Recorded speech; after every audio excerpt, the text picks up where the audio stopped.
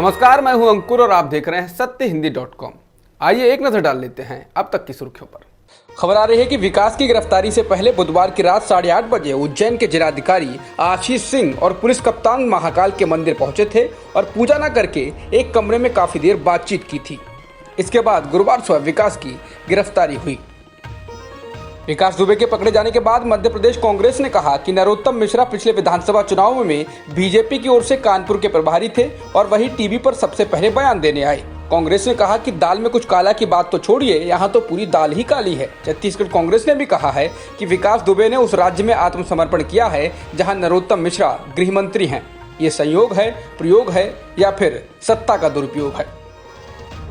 Ujjain police ने लखनऊ की एक गाड़ी को बरामद किया है जो लखनऊ के वकील की गाड़ी है, जिसके बाद 2 वकीलों को पुलिस ने थाने में बिठा लिया है और पूछताछ की जा रही है। पुलिस को शक है कि विकास दुबे इसी कार से उज्जैन आया है। वकीलों का कहना है कि वो मंदिर में दर्शन के लिए आए हैं। उत्तर प्रदेश के मोस्ट वांटेड गैंगस्टर विकास दुबे की गिरफ्तारी काफी आसानी से हो गई है। वो निहत्था था। सवाल उठ रहा है कि उसने सरेंडर किया है या गिरफ्तार हुआ है। इसे लेकर पुलिस की कहानी पर सवाल उठ रहे हैं। मंदिर परिसर में सुरक्षा के लिए तैनात कर्मचारी द्वारा विकास को देखने की सूचनाएं आई। इसके बाद उसने तत्काल आला अफसरों को अलर्ट किया और पुलिस ने विकास को आसानी से हिरासत में ले लिया। विकास की गिरफ्तारी से ठीक पहले मीडिया भी मौके पर पहुंच गया। मीडिया कर्मियों ने विकास को ले जाने की घटना की रिकॉर्डिंग की। मीडिया के सामने पुलिस ने तो कुछ नहीं कहा, लेकिन विकास ने खुद आगे आकर चिल्लाते हुए कहा, मैं विकास दुबे हूँ, कानपुर वाला। विकास दुबे की गिरफ्तारी पर प्रियंका गांधी ने सवाल उठाए हैं। प्रियंका ने कहा है कि कानपुर के जघन्य हत्याकांड में यूपी सरकार को जिस मुस्तैदी से काम करना चाहिए था वह पूरी तरह फेल साबित हुई है। अलर्ट के बावजूद आरोपी का उज्जैन तक पहुंचना न सिर्फ सुरक्षा के दावों की पोल खोलता है बल्कि मिलीभगत की ओर इशारा करता है। इसके साथ ही उन्होंने कहा कि 3 महीने पुराने पत्र पर नो एक्शन और कुख्यात अपराधी की सूची में विकास का नाम न होना बताता है कि इस मामले के तार दूर तक जुड़े हैं। यूपी सरकार को मामले की सीबीआई जांच कराकर सभी तथ्यों और प्रोटेक्शन के ताल्लुकातों को जगजाहिर करना चाहिए।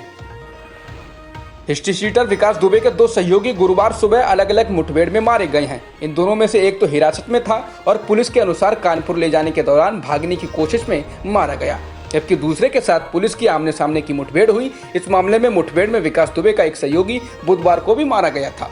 पुलिस के अनुसार 8 पुलिसकर्मियों के मारे जाने के दौरान विकास दुबे के साथ मौजूद रहे रणबीर उर्फ बउआ दुबे गुरुवार सुबह मुठभेड़ में मारा गया। आज दूसरा आरोपी जो मारा गया उसका नाम प्रभात मिश्रा है।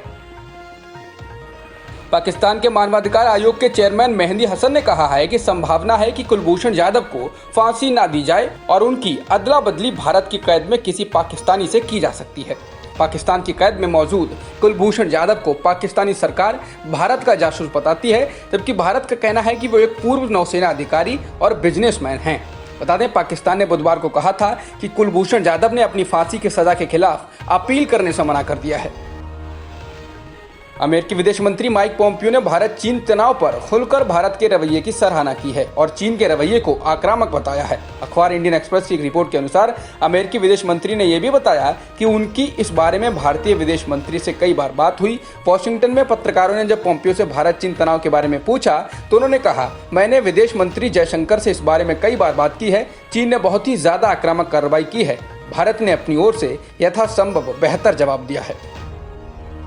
भारतीय सेना में सभी अफसरों और जवानों को अपना फेसबुक और इंस्टाग्राम अकाउंट डिलीट करना होगा। सेना ने इसके लिए 15 जुलाई तक की तारीख तय की है। इसके बाद इस बात की जांच होगी कि अकाउंट्स डिलीट हुए या नहीं। केंद्र सरकार ने एक बार फिर कहा है कि देश में अभी भी कोरोना का सामुदायिक संक्रमण नहीं हो रहा है। गुरुवार को स्वास्थ्य मंत्रालय के अधिकारी राजेश भूषण ने कहा कि 739 जिलों वाले देश में यदि 43 जिलों से ही 80% मामले सामने आते हैं तो इसे किसी भी सूरत में सामुदायिक संक्रमण नहीं कहा जा सकता है। राजेश भूषण ने यह भी कहा कि भारत में कोरोना संक्रमण की दर दुनिया में सबसे कम है। उन्होंने कहा कि प्रति 10 लाख जनसंख्या पर कोरोना के 548 मामले हैं। इसके अलावा मृत्यु दर भी भारत में कम है। उन्होंने कहा कि भारत में प्रति 10 लाख लोगों पर 15 मौतें हुई हैं। वहीं कुछ ऐसे देश हैं जहां ये दर इससे 40 गुना ज्यादा है। हालांकि उन्होंने उस देश का नाम नहीं लिया। देश में एक दिन में करीब 25,000 नए मामले सामने आए हैं और 487 लोगों की मौत हुई है। इसके बाद देश में कुल संक्रमितों का आंकड़ा 7,67,000 हो गया है और मरने वालों की संख्या 21,000 से अधिक हो गई है। फिलहाल एक्टिव केस 2,69,000 से अधिक हैं। जॉन्स हॉपकिंस यूनिवर्सिटी के मुताबिक दुनिया में कुल संक्रमितों का आंकड़ा 1,20,00,000 से अधिक हो चुका है और मरने वालों की संख्या 5,48,000 से ज्यादा है। फिलहाल 70 लाख से अधिक लोग ठीक भी हो चुके हैं। जॉन्स हॉपकिंस यूनिवर्सिटी के मुताबिक अमेरिका में कोरोना संक्रमितों की संख्या 30,54,000 से ज्यादा हो गई है। वहीं 1,32,000 से ज्यादा लोगों की जान जा चुकी है। मामले लगातार बढ़ने के बावजूद व्हाइट हाउस चाहता है कि स्कूलों समेत कुछ जगहों को खोला जाए। अब तक की खबरों में इतना ही। बाकी खबरों के लिए बने रहिए सत्यहिंदी.com के साथ।